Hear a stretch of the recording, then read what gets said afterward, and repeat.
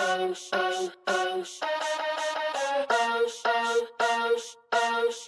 something I want, but money inside. Welcome to Fearless Talk with Tiana Patrice, the place to be each and every Friday to be inspired and empowered to live your best life on the other side of fear. Now, I'm your host, Tiana Patrice, and today we are here with our very special guest, my friend, Miss Kimra Luna. Hey, girl. Hi, thanks for having me. Yes, of course. Now, Kimra is a personal branding and online business strategist for new and aspiring entrepreneurs who want to live a life of freedom. Now, in less than 1 year in business, Kimra took her revenue from, get this, $0 to hitting the $1 million mark.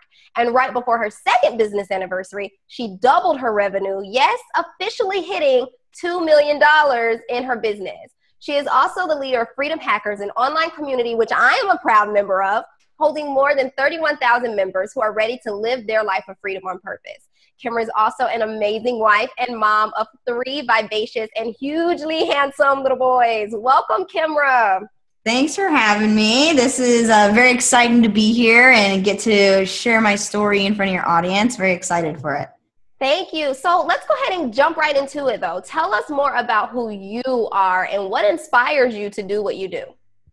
Yeah, so I primarily help business owners grow their online brands. And one of the things that I had noticed when I first sort of piqued my curiosity with this branding stuff is I was actually a blogger. I had a health and wellness blog, and it was kind of more like a mommy blog. So I shared lots of mommy recipes and all this stuff. And during that time, I saw that so many people were struggling and really finding their voice online. And they were like, you kind of just stay true to yourself. Because even then I still had, kind of like funky hair, and like I just was myself. Like I didn't try to change who I was, and I still got out there. And so people would always ask me like, how did you, create something around who you are? And I was just like, well, that's kind of a weird question. I've kind of always just been this way. But then when I started kind of deciphering it out, it was a lot of little things that happened kind of throughout my entire life. And a big part of it was when I became pregnant with my first son. My identity changed. My identity changed to mom rather than to punk chick booking concerts for a living. It was like complete shift of like who I was. I wasn't even ever planning on having kids. So it was kind of like, whoa, like what is going on here? And I was in a great relationship with my husband. We'd already been together for 2 years at the time. And so I was like, all right, mommyhood. And during that, I started to feel like I was losing my identity. I was like, okay, I'm the mom, but it's like I didn't feel like I was anything but a mom. And I was like, being a mom is a very admirable thing if that's really what somebody wants to be. But I felt like I had a lot of things to give. I've always had a very kind of loud spoken type of voice. I've always been an activist, and so I was like, okay, like I got to find something. And that's when I started blogging, was I wanted to find that voice for myself. And then people started seeing like, oh, okay, I get it. Like you just started saying what you were thinking. And that's like what was your voice and what became your brand. Wow. Oh my goodness. So I pointed out about 2 or 3 things that I want to address. First off, a lot of us who maybe start our business or start feeling the energies of our life shift, once we become moms, it seems as if our purpose really heightens and we're like, oh my goodness, now I'm in mommy mode, and the things that are important to me, that were important to me aren't so important to me anymore, because it's not just about me. It's about, my children now and, my family and things of that nature. And so I'm finding that a lot of moms have that similar story of that, your child now is your why. And then another thing that you pointed out is that you help people bring their online, business and things like that to life, and that they're struggling with their voice. Why would you say, because you said this is who I've always been, I've just always been Kimra, I've always been this punk rock chick, and it's not really been hard for me to stand in my truths. Why would you say that it's hard for people to stand in their truths, and why is it hard, why are they struggling with their voice online? There's a lot of reasons. A big thing is, fear of rejection. A lot of their family members will be like, well, who do you think you are having this fancy smancy business? Or, when it's just like, it's just a website, you know what I mean? But they think like, oh, like fear of, success. Even people are actually afraid to have a lot of success because of what other people will think about them. You're a person who's teaching people to have like that fearlessness. Right. But fear is a big part of like why people are having a hard time putting their messages out online. And I even have a very close friend of mine where she was able to really escape a severely, horrible relationship with a boyfriend and all those sorts of stuff. I'm like, girl, you're a freaking superhero, like you need to be like sharing this. And she still isn't having that confidence to do that, when I'm just like, people need to hear that story so you can inspire others, so that you can help and serve others. And she's just like, well, I never really thought of it that way. And I'm like, but girl, like you've gone through so much, like you have something to share. And so I think people, they don't realize that their stories and their struggles can be inspiration to other people. And then they're like, well, how can I turn that into a business? And it's like, well, if you're just wanting to serve people, you can create that into a business. You just got to figure out how you want to serve, whether it's life coaching or business coaching or health coaching or whatever. You got to figure out a way to serve people. Because even myself, I teach a lot of technical stuff. A lot of times I'm like showing people how to set up a tool or things. But the thing is what people get from my stuff is they're like, I have confidence now. I have confidence to put my content up because now I actually know how to do it. I feel really blessed that I'm able to help, other people have confidence and getting their stuff out there and putting up their website and sharing who they are and start blogging. I mean, some people are so terrified to write a blog post. They're like, oh my gosh, like no one's going to listen to me. And I'm just like, it takes time, but as you build up, people will want to listen to you because there's always going to be people that agree with what you say or resonate with what you say. But if you're not saying anything, how are you going to know? You know? I definitely love and agree with that. Oh, gosh, there's so many things that I want to be able to touch on that. But I love where you went with, the reason that people don't want to really stand in their truths or they're afraid to is because of that fear of rejection, fear of success. A lot of times we are listening to our past brokenness, things that happened in our household as children, that we begin to bring this into our adulthood and then bring this into our business, such as no one's going to want to listen to me. I was always hushed as a child. Who's going to want to listen to me? Or what are they going to think about this person? I had someone that I knew that was, her past, she was on drugs and all this different stuff. And now she's this motivational speaker and, but she hit that point of who's going to trust me because of my past. Who's going to want to hear from me? But we have to realize that everybody isn't our client. And one of the things that I share with people is when you have a story, when you've gone through something just like your friend and you've grown through those things, your story isn't about you. And so once we realize that our story isn't about us, it's because you share your story all the time. And I can't wait to get into that, but it's not about you anymore. It's not about me anymore. Our stories, it's about how we can use that story to help build confidence in others, to help people find their voice, to help people stop being so afraid and reach back and pull them forward. And so one of the things you mentioned is that now you have confidence of putting your content out and you can teach these things. But I believe, and let me know if you agree with this, is that confidence comes from taking action. And so if we can stop being so afraid and really just take action, take that first step, and that's how we begin to build that confidence up. What would you agree with that? Yeah. When I did my first ever webinar presentation, it was terrifying. It was scary. I was like, oh my gosh, like everybody's staring at me. There's hundreds of people looking at me, and that can be pretty scary. But the more I did it, the easier it became. Now if someone's like, hey, Kimra, you need to do a webinar in 2 hours, I'd be like, all right, let's get this thing up and going, because I could just do it now. It became easy. And it's the same with anything. I mean, when you're learning to ride a bike, it's scary. You're wobbly. You're falling down. Maybe even scrape your elbow or something. If you stop there, then it's like, okay, you're never going to learn it. But then once you do it, who knows? Now you're great at riding a freaking bicycle. You have to keep on doing the thing over and over and over again until you become good at it. Oh my goodness. That's so crazy that you say that, because there's literally a chapter in my book called There's a Lesson in the Wobble. And it's about learning to ride a bike and how sometimes we wobble and sometimes we fall off. And that's just life, right? Sometimes when we jump, we don't always know the direction that we're going, or we don't always know the how, but as long as we know the why we're doing it, why we're hopping on that webinar to serve, why we're telling our story, then everything else, the next steps that we need to know will, be able to show itself. But the very first thing we have to do is certainly take action. So in Yeah. your journey, you know, gosh, I love when you tell your story about how you were able to retire your husband and now he's one of your business partners, right?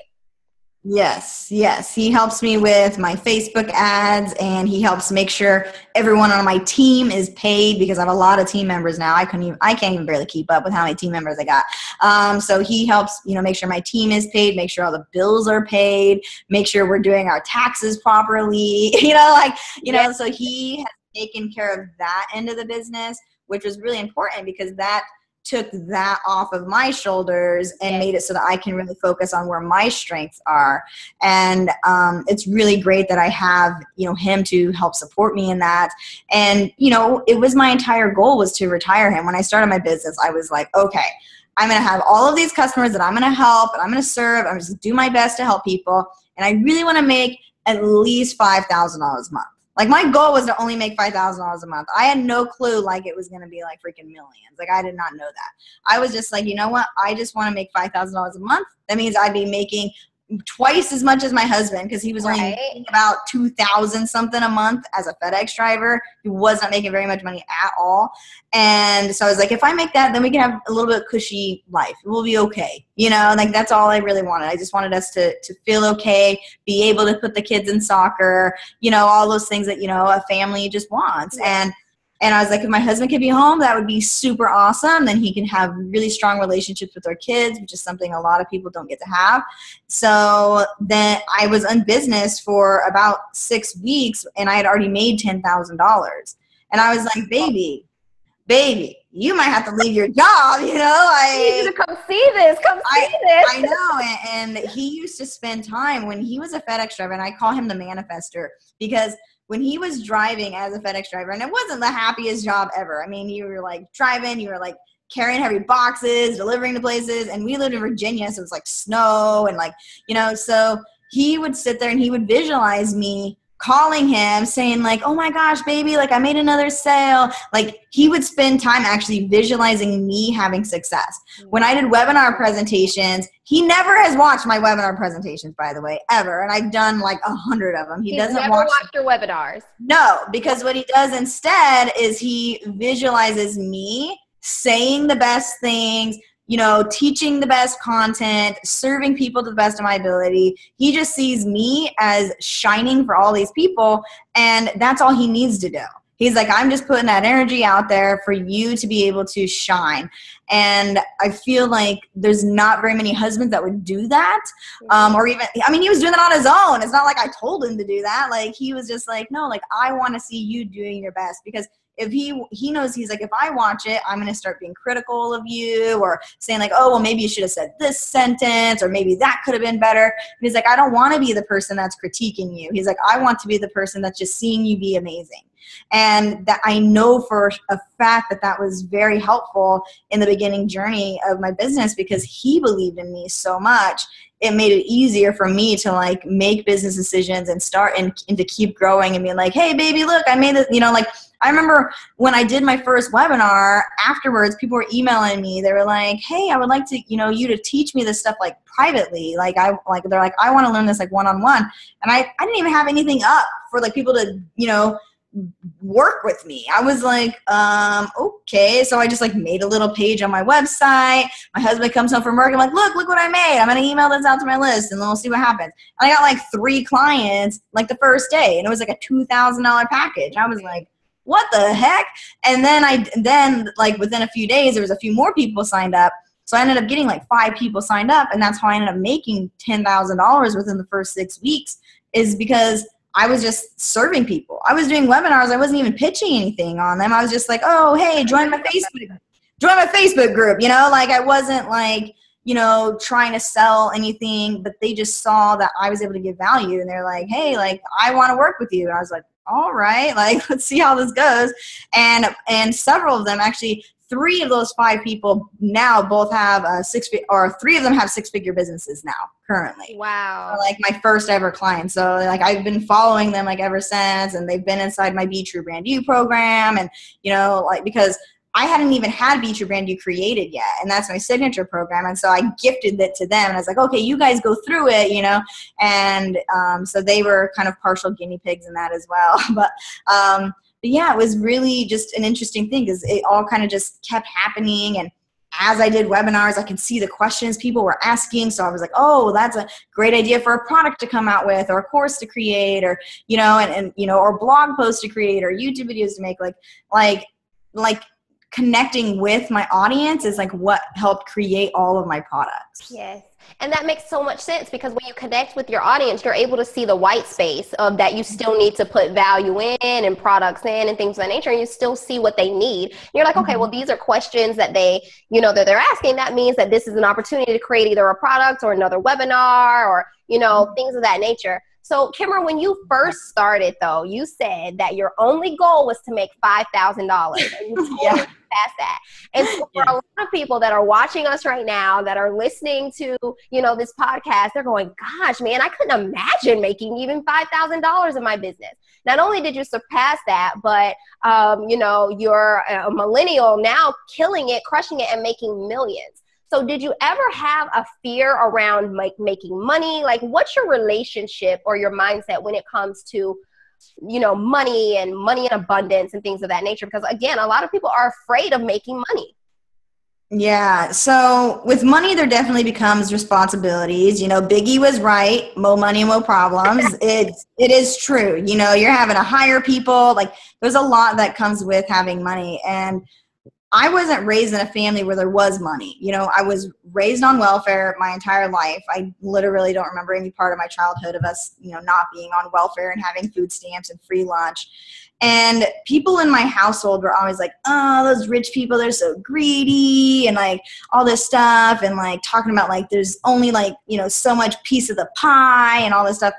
And it was really strange because I always admired really wealthy people. Like, I grew up watching MTV and I was just like, oh my gosh, like, you know, Madonna just donated $1 million to like blah, blah, blah charity. And I was just like, wow, like, I can't wait till I'm rich enough to do that. You know what I mean? Like, so I always admired wealthy people. And even when I was in high school, there's actually someone who recently sent me a Facebook message, and they were like, hey, Kimra, like, you probably don't even remember me from high school, but we were in a summer school class together, and you told everybody in the class that you were going to be a millionaire. Wow. And nobody believed you. They're just like, oh gosh, here's Kimra being weird again or whatever. Because, you know, I was the kid with the pink mohawk, and they're like, yeah, right, you know. And everybody knew I was raised, you know, poor. I mean, it's not a secret when you're from Idaho and from a small town, you know, what types of money people make. So, yeah, it really was something I wanted. Like, even as a young girl. And it wasn't because I wanted it out of greed. I just wanted to be able to help people. Like, I've always been a huge activist. My older brothers used to call me Lisa Simpson because on The Simpsons, she's the activist, you know? So they're like, oh, whatever, Lisa Simpson. Like, they would say that to me all the time. And I've always just wanted to help people. That's all I ever wanted. And my high school year, or it was like high school, I believe it was my sophomore year of high school, the pastor from my church gave me the book, 7 Habits of Highly Effective Teenagers. So it was a teenage version of the book. And I read the book, and it was all about, you know, prioritizing and things like that. And most teenagers, you know, it's like prioritizing their grades or whatever, or, you know, classes they took or sports or whatever. And me, I had 2 priorities. One was to not be anything like my family. Love my family, whatevs, but I didn't want to be like them because they were very, very they just weren't happy. They weren't happy people. Mm-hmm. And then my second goal was to inspire people and help people. That was it. And I remember going to the school counselor, and they're just like, people don't make money like doing that. And I was like, what do you think Oprah's doing? You know, like, you know, and like, that's literally what Oprah does. And she's like the richest Black woman in the world, right? You know what I mean? So it's like, come on, you know? So anyway, so it was just very, I mean, coming from a small town like Idaho, there's very limited mindset in general. I think just with overarching thing, a lot of my friends from the past, they're just like, oh, I feel so stuck here. And I said, yeah, because Idaho is like a big black hole and just sucks people in, and like you never leave. You know, it's like, get out in order to make something of yourself. Because if you're there, you're kind of, I don't know, it's just, it is how it is a lot of times with most small towns. So yeah, you know, for some reason, that whole lack mindset didn't stick with me. Even though it was so like ingrained in my family, it's still very much ingrained in like the rest of my siblings and family members. But for some reason, I just admired people that had money because I saw that they were helping people. I was like, people with money are the ones that help. You know, and I was like, I want to be a person that can help. I want to save all the animals and save the whales. And, you know, I want to be the one who's like, you know, building the wells in Africa. You know, like that's the person I want to be. And I knew I needed money in order to do that. So I was never really discouraged by that. And, you know, thinking like, oh, I can never have money because I'm from this little town in Idaho and I've been poor my whole life. You know, like I never thought that. And when I graduated high school, I started booking concerts for a living, and I did very well for myself. The year that I was 19, I made $90,000 in that year. Wow. When I was 19. And I was the head booking person, booking events. Basically, I mean, it was almost like a wedding planner, but like for concerts. And it was really, really great. And so there would be some concerts where it's like all of a sudden they're just like, oh, here's $10,000. Here's your pay. All right, you know, like I'll just put that in the bank account, you know. So it was very interesting because I had a lot of money, but the thing was I was actually ashamed of it. Because I didn't tell people that, like, oh yeah, I'm making actually good money booking these concerts. Everybody thought I was like poor because like I had a side job at like McDonald's, and like, you know, like nobody knew I even really had this money. I was like hiding it because I was like almost ashamed of it because none of my friends made any decent amount of money. Everyone was just, you know, making minimum wage or whatever in Idaho. So I ended up deciding to move to California, and that was the best decision I ever made in my entire life. Was you were still in Idaho when you were doing the concerts, correct? Yeah, I was still in Idaho. So you have to remove yourself from that mindset because I was like, I'm just gonna book concerts. Yeah, and I told people, I was like, I'm gonna book concerts for a living. They're like, yeah, whatever, Kimra, you know. And I'm just like, well, you'll see, you know. So I moved to Idaho, or I left Idaho, moved to California, Southern California. I'm sleeping on couches to all these punk rock bands I had booked in the past, and I get a job with a booking agency, and I end up traveling the world with punk bands, basically living my dream. And I wasn't making a ton of money, but I was able to travel and do cool stuff. And I'm like, dude, I'm only like 19 years old. Like, this is amazing. Like, I'm just traveling, having fun, doing whatever. And it was an experience where I was really able to grow, learn a lot about people, particularly about men, because I was in a van and I was the only girl and it was like all dudes. I'm just like, oh my gosh. So I got to learn a lot about men and understand, you know, kind of this dynamics of how they treat each other and things like that. So it was really interesting, which is cool because I have 3 boys. So now I have a lot of that stuff in the back of my head to like remember. And you know, I was able to grow a lot. And I moved to California. I started touring with punk bands. And during one of the times where I was off tour, so I was actually at home in California, I end up meeting this guy at a concert. And he invites me. He's like, hey, like, I would love for you to like come to like this party over at our house. Like, we have a bunch of roommates. You should come. I was like, oh, sure. You know, come pick me up or whatever. So he comes and picks me up. Well, my husband is with him. So this is how I meet my husband. I was waiting for that part of the story. Like, okay, we got to get the hubby in here. Where is he coming? Yeah. So I meet my husband. And the second I see my husband, you know, this other guy, I've totally forgot about him. You know, I'm just because like, he invited you. Get out of my mind. You're like, get out of here. And so I see my husband, and I was just like, that's it, you know. And so my husband, we've been together since the day we met, and it's been almost November will be 10 years we've been together. So we know each other very, very, very well, and we've been able to grow a pretty solid relationship with each other. But my husband, he's the one that introduced me to the law of attraction. Him and his mom were actually in a network marketing company that sold personal development products. I was just like, what the hell is this crap? You know, I come from like angry punk rock world, you know, like everybody just angry and pissed off at the government, you know, like that's like, just wakes up angry. For no reason. We just a law of like attraction. Yeah, law of attraction. Like, what are you talking about? So my husband, he's like, here, read this book, The Power of Your Subconscious Mind. And I think that's Joseph Murphy, Dr. Joseph Murphy, I think wrote it. Maybe he's a doctor, I can't remember. But anyways, it was very science-y type of book on like how the brain works and all this sorts of stuff.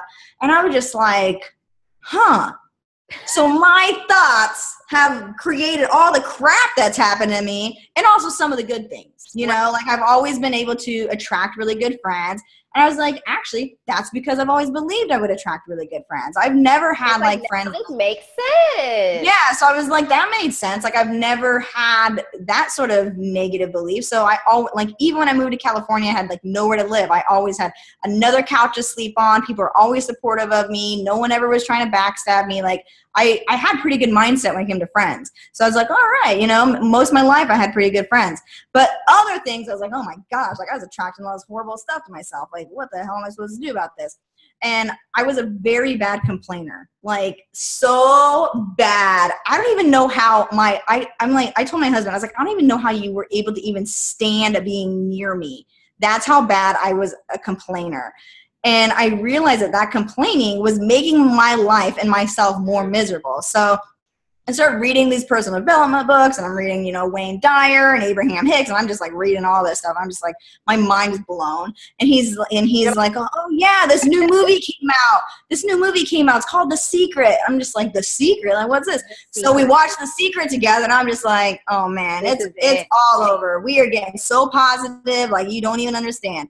And that's when I started to really realize like it was a world of abundance. You know, like before it's like, I didn't have such a negative mindset where I didn't believe I couldn't achieve anything, but there still was this kind of like the piece of the pie stuff, like with like music industry and things like that. It was very like fighting each other type of stuff. And like, you know, people like, oh, well, you have these connections and, oh, don't be friends with that person. And like, it was just weird catty type of stuff. So I was actually pretty glad to get out of that when I became pregnant with my first son, because I was just like, you know what, that was kind of a stressful industry to be in anyway, and I still would want to be in it, but now with a different mindset, it would be like a much different experience for me. But you know, that was like kind of the abundance stuff started happening was when I met my husband and he introduced me to all this. I'm just like, you were like my husband was like the saving grace for my mind. You know, like my mind had to be completely rewired. My husband, he wasn't raised in, you know, like an abusive home or any of that sort of stuff. And so he didn't have a ton of rewiring. I had like massive amounts of rewiring to do. And I'm still working on to this day. I still have my challenges. I still have therapy I'm going through. I still have, you know, like all of this stuff and like relationship coaching, like all this stuff happening to me. So no, I haven't arrived, but I've been able to create a pretty dang awesome life for myself and my family, even though I still have some healing to work through. Yeah, and that's like us all. We're all growing and going every day. But I love, you know, that you definitely brought in that whole personal development piece, because, you know, that's what, you know, my brand is definitely all about. And even with the Fearless Tour, and people come to me and they say, you know, can you help me build a business? We have to take care of that mindset piece first, because before you can get to the successful business that you desire, whether it's $5,000 a month or $1 million, you know, each year, whatever it is, you have to make sure that you're taking care of that mindset piece, because you are your point of attraction and you're moving directly in the direction of your thoughts, right? So if you think you can't, right?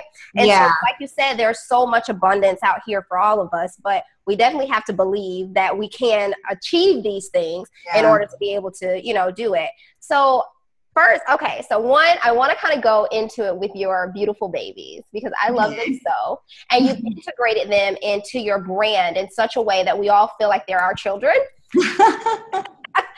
But I love how you are just really shaping, and you and your husband are shaping and shifting them. And it seems like you're raising them to be children that they don't have to be rewired and they don't have to recover. Does that kind of make sense what I'm saying? And I think a lot of moms kind of struggle with that, with having to, you know, raise a family, especially single moms, you know, raising children on their own and being successful business owners. What are some tips you would give to moms to be able to kind of balance that life out?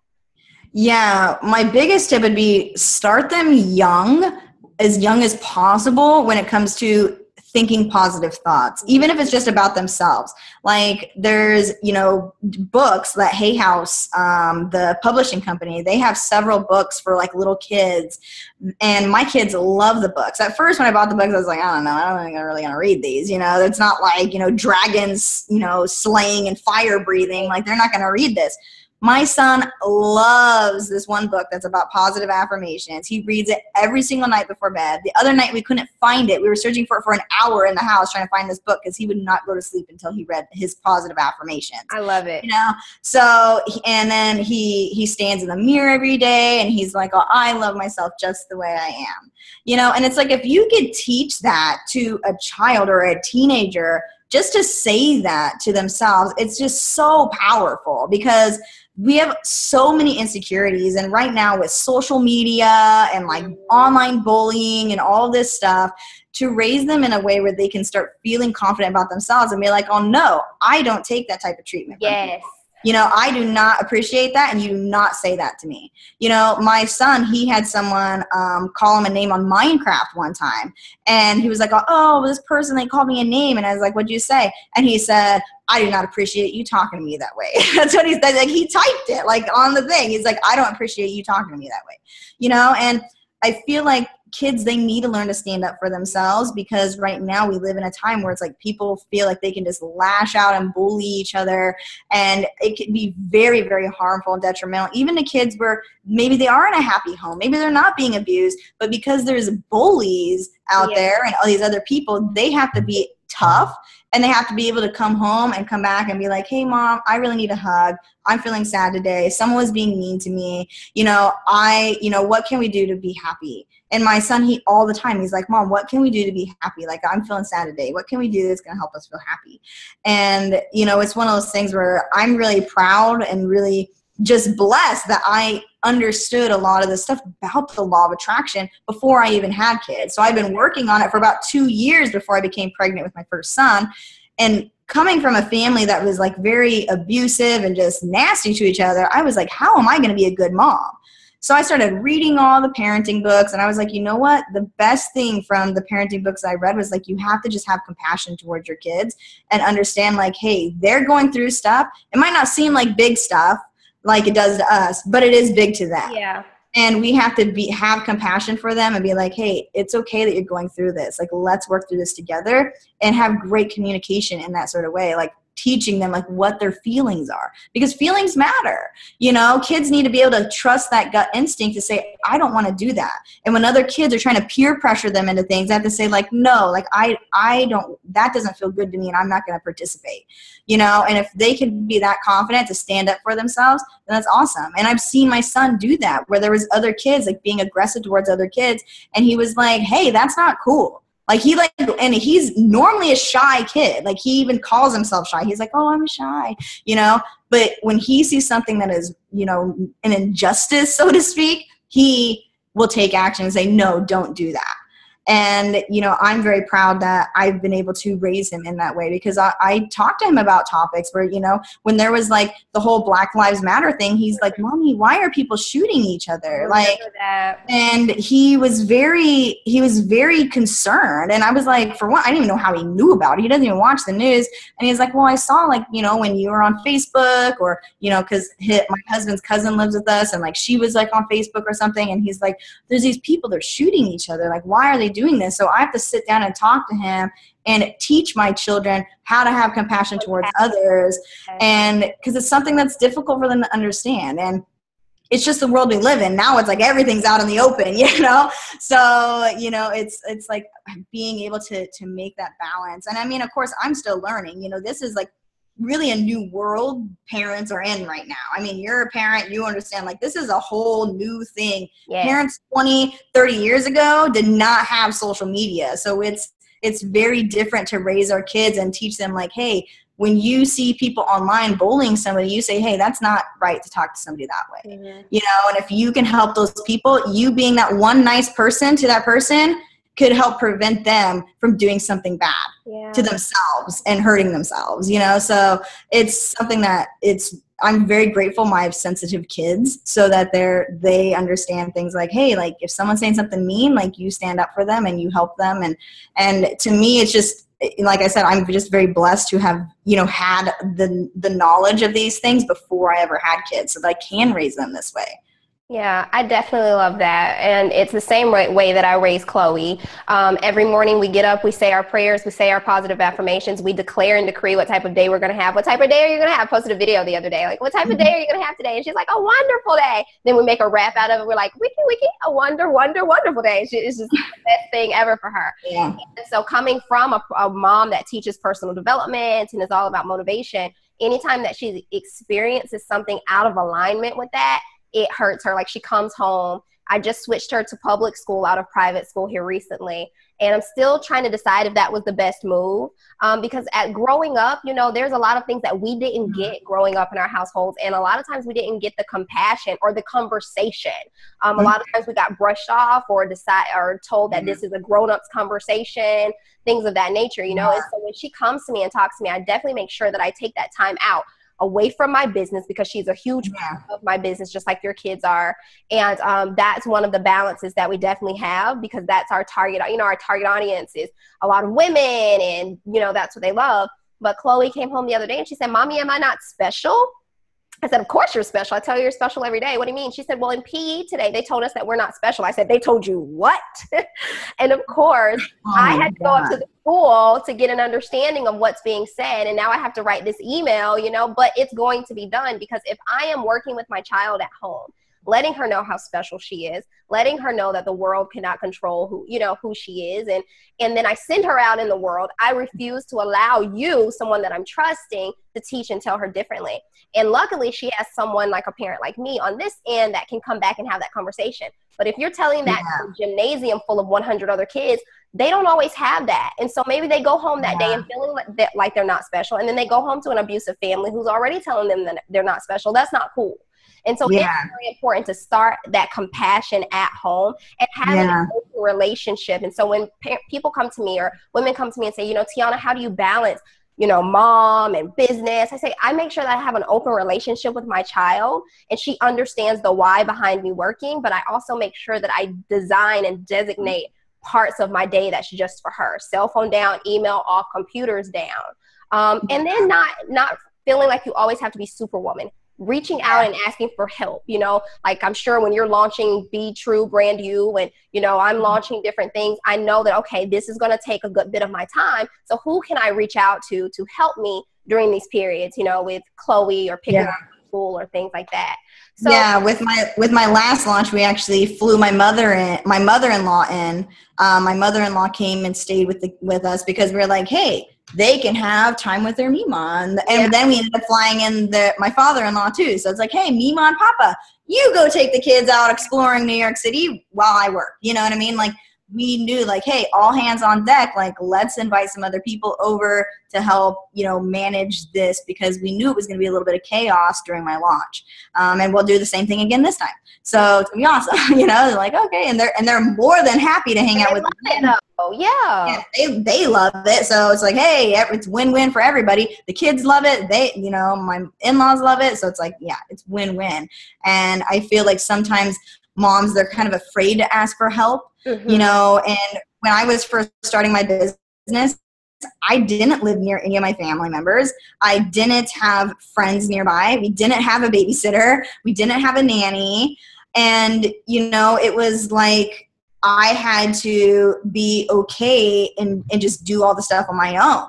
But then over time, I was like, no, I need help. So then I was like, okay, let's hire a maid. Then it was like, okay, now let's hire a chef because I ended up pregnant with my third son and I couldn't even get into the kitchen. I would get nauseated. So I was like, okay, a chef. People were like, why would you even hire a chef? Like I hired a chef before I hired an assistant. You know what I mean? Because I was like, because that's going to save me time, right. And I can make sure all the food is nutritious for everybody all at once, so it's like, I had to pick and choose like what is going to be most important to me to delegate out. And sometimes I'm like, hey, if doing the dishes takes you a half hour every single night, Get a high school kid that lives in your apartment building, pay him $10. Create your support system. Exactly. They'll come over every day and do the freaking dishes for $10. I guarantee you there'll be a high school kid that will do that. You know, like you can find people. I think it's just they're too afraid to ask. If there's a little old lady that lives next door and you got to get on a call to book a client, ask the little old lady, hey, at noon today, can you please just hold the baby, cuddle the baby for a little bit while I get on this call? That little old lady is going to be happy as heck. You know, she's going to be like, oh my gosh, I get to hold the baby. You know, like, and then it's fine. You do your call, boom, it's over. And then you're like, okay, cool. You know, like people forget that other people want to help. Like they want to. They want to. People want to be helpful. I mean, the only people in the world that don't want to be helpful are like a little bit mentally psycho people, you know, but most people want to help, but you got to ask or you're not going to get it. Yeah. And that's that whole fear again. And then that pride too. I remember going to a conference and MC Light, I love MC Light. And one of the things that I have struggled with too was asking for help. And one of the things she said was her business did not grow until she learned to ask for help. And she has a mantra that she gets up every morning. And now it's my mantra as well. I get up every morning and I say, people want to help me. People want to help me. And it's not always easy. I have lost a lot and had a lot of mistakes because I did not ask for help. And at this point in life and business, listen, we don't have time for that anymore. So I'm like, who can help me over here? Who can help me here so that I can continue to grow as a person in my business and even as a mom? So Kimra, okay, I want to, as we get ready to wrap up this, Fearless Talk, I want to know what is next for you? What's next for you? What do you have going on? And how can we learn more about you? So next for me is actually a lot of things. And actually next year, my business is going to be shifting quite a bit. But coming up more recently next is my Be True Brand You launch is coming up, and people can hop on the wait list for that at BeTrueBrandYou.com. I also have a ton of new freebies that just came out, which is on freedomhackers.com. People have been really enjoying those, devouring those up. I think we've had over 80,000 downloads already of like my new free content. So it's been like, yeah, people are obsessed with this stuff. So go over to freedomhackers.com to check that out. So Be True Brand You launch is coming up. Next year, there will be a book coming out. I don't have a book yet, but that's in the works. It's time. It's time for a book. I've been doing really well in business for 2 years. I think it's time for a book now.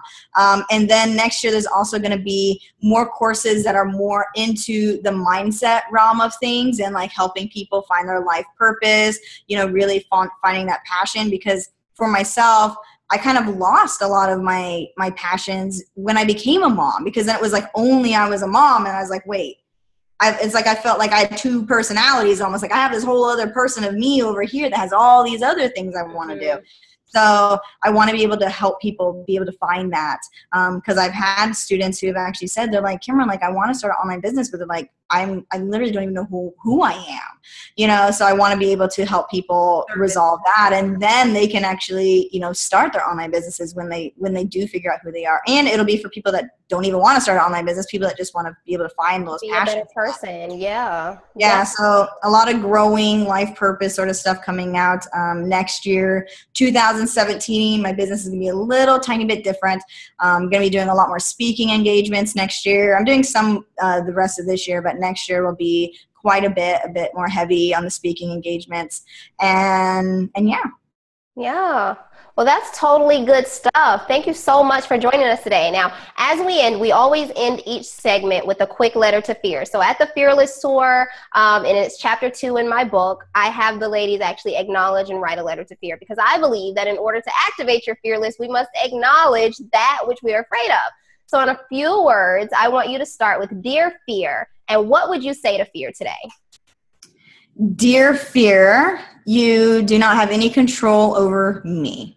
I think that's it. No control over me. That's perfect. That's awesome. Okay, so all right, ladies, make sure that you tune in each and every Friday for Fearless Talk with Tiana Patrice, where we get candid, inspire you, and give you tips and strategies you need to live your best life on the other side of fear. Now, we're on a mission to impact the lives of 1 million women, encouraging them to take the Fearless Pledge. So join the movement and head over to www.amillionfearlessstrong.org today. And make sure you subscribe and share to inspire others. And we'll see you next Friday on the other side of fear. Thank you, Kimra. Bye.